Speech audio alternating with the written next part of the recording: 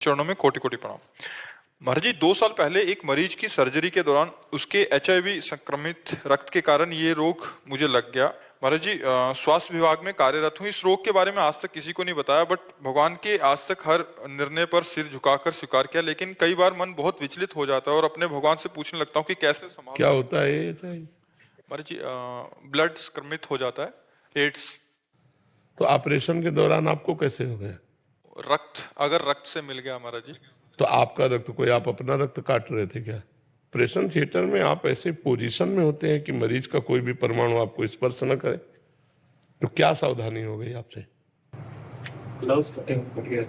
Gloves कैसे gloves फट गया तो त्वचा फट गई। कभी कभी होता है कि हम अपनी गलतियों को छुपाने के लिए ऐसा बोल देते हैं, तो ऐसा तो नहीं। ऐसा कैसे हो सकता? जब हमारे को टेक्नीशियन डायलिसिस करता है ना, तो 2 ग्लव्स लगा के करता है।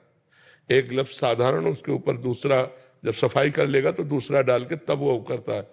तो बहुत प्रवीणता चाहिए, पूरी जिंदगी बर्बाद कर ली। इसके और भी कारण हो सकते हैं, मतलब आपको फाइनल है कि आपका ऑपरेशन में होगा, क्योंकि इससे क्या होगा, ये बात बहुत से डॉक्टर, बहुत से इस मरीजों के दवाइयां करते हैं या ऑपरेशन करना पड़े, तो फिर आपकी बात से उन सबको भय हो जाएगा ना। तो मुझे लगता है कि प्रायः बहुत बड़ी बड़ी बीमारियों से मरीज जाते हैं और डॉक्टर अपने को इतना सुरक्षित रख करके करते हैं जिससे वो उनके परमाणुओं से युक्त ना हो। महाराज जी, वो हाथ में कट लगा हुआ था और वो हाँ, ऐसी बात तुम्हारी मान सकते हैं कि पहले से कुछ ऐसा, मतलब, तो फिर निराश होने की जरूरत नहीं। बहुत औषधियां हैं और उस परहेज से चलो, लेकिन ब्याह मत करना।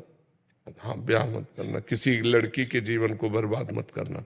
डॉक्टर पदवी प्राप्त करोगे तो ब्याह के लिए तो सब तैयार हो जाएंगे। आपको अपने जीवन में तप करना होगा कि किसी का संसर्ग नहीं, और नाम जप करते हुए परोपकार करो और जीवन भगवान को अर्पित कर दो। ठीक है? मान लो आप तो विवशतावश भगवान को अर्पित कर रहे हो, हम लोगों ने तो आनंद पूर्वक अर्पित किया है कि कभी विषय नहीं भोगेंगे, कभी संसार के सुखों को स्वीकार नहीं करेंगे। सब बड़ी बड़ी पदवी के बच्चे अपने अपनी सरकारी नौकरी छोड़कर भगवान में, तो ये कोई दुख का विषय नहीं है, दुर्भाग्य का विषय नहीं है। भगवान ने आपको परिस्थिति ऐसी दे दी तो आप बढ़िया अच्छे से चलो, आनंदित होकर। जितने दिन जीवन है मस्त रहो एकदम। औषधि और परहेज दोनों को संभालते रहना, और किसी के संसर्ग में अपना रोग किसी को दान ना हो जाए, ये ध्यान रखना। खान पान व्यवस्था सब भले किसी से न बताओ, लेकिन अपने को बचा के रखो कि कहीं आपका किसी भी तरह से ये संक्रामक रोग दूसरे के शरीर में न चला जाए। ठीक है? और नाम जप करते रहिए, और बहुत अच्छा जीवन है। जरूरी थोड़ी कि संसार का जीवन हो। कितने सैकड़ों बच्चे बच्चियां हैं जो भगवान के मार्ग में चल रहे हैं स्वयं से त्याग करके। तो आप इन्हीं कपड़ों में संत हो जाओगे। डॉक्टर ही रहो, दूसरे की सेवा करो, पर अपने मन को संयमित रखो। ठीक है? और कुछ मन में परेशानी? महाराज जी, किसी के साथ, मतलब कि किसी मरीज को देखते हैं तो डर रहता है कि मेरी वजह से किसी का। हाँ, लेकिन आप वो व्यवस्था है, डरो मत, ऐसी सावधानी रखो, ऐसी व्यवस्था से रहो कि उसको ऐसा ना हो। ये बिल्कुल ठीक बात है। और कभी डिस्टर्ब मत होना। मान लो इसको ज्यादा गाढ़ चिंतन करोगे तो लगेगा जीवन ही छोड़ दे।